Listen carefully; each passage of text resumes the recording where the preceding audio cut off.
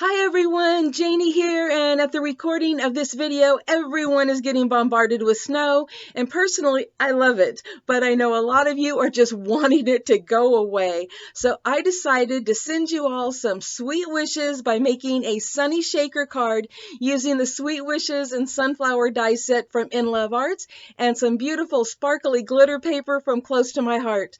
And also, I'm going to be doing this video in a slideshow manner, so if you are new to making shaker cards and you need more direction than you see in this video, I am going to have a link on the end screen of this video, as well as below in the description box, to my playlist with all of my shaker cards so that you can find whatever tutorials you need. And also, I'm going to put links below in the description box to my Tuesday morning 2-minute tips and tricks videos that show you step by step how to make shaker cards, including the inlay technique that I'm going to be using in this video. Okay, so let's go get started. This is the Sweet Wishes Sunflower Circle die from InLoveArts, and it turned out to be a lot bigger than I thought it was going to be. In fact, it is about 5 inches both directions for the circle part, and the Sweet Wishes is about 2 inches by 3.5 inches.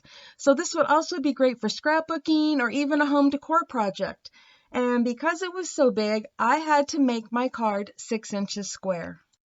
For the bottom layer of my card, I cut the Close to My Heart glitter paper to be 6 inches square, and then using my paper saving technique, I cut a square out of the center of that since no one is going to see it anyway, and then I adhered that to my card base with my Beacon 3-in-1.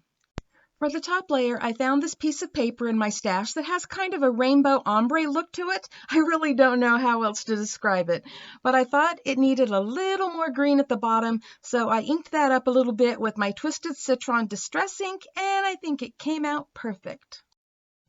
Next, I decided on the placement where I wanted the shaker element to be, and I used a circle die to cut the opening the perfect size for me to inlay the daisy circle die cut.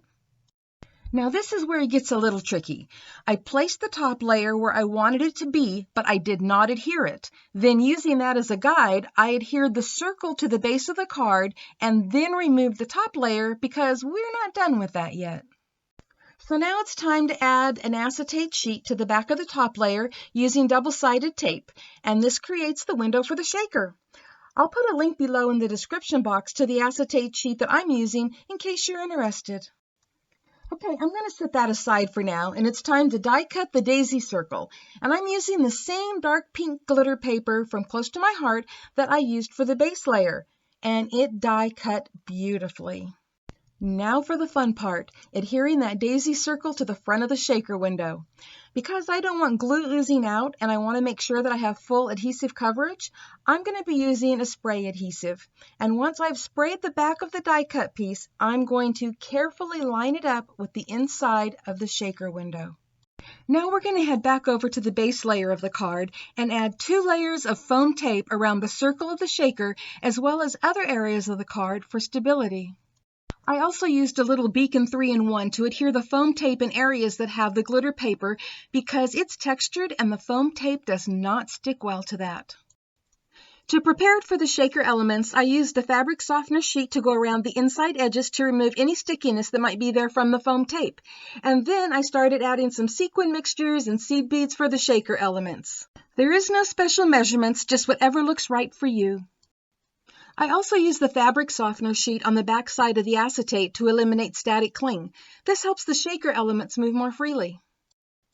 Once I've done that, I carefully remove the backing from the foam tape and position the top of the card so the shaker window now lines up with the area that is holding the shaker elements. And as you can see, I added a few sequins to the front of the card to provide a little extra interest, kind of like the sequins are shaking out of the card. Okay, we're almost done.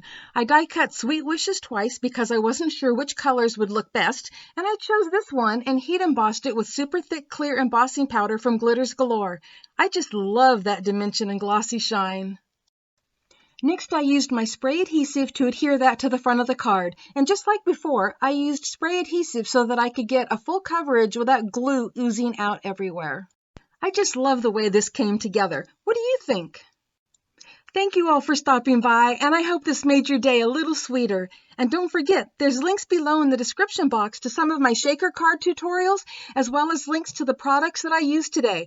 And there's a 25% off discount code to InLoveArts to save you a little money, should you decide to shop there. Happy crafting, everyone. Bye-bye. If you like this video, I hope you give it a thumbs up. And if you're not already subscribed, I hope you consider that too. And if you do, be sure to click the little bell next to the subscribe button so that you don't miss out on any upcoming videos or giveaways.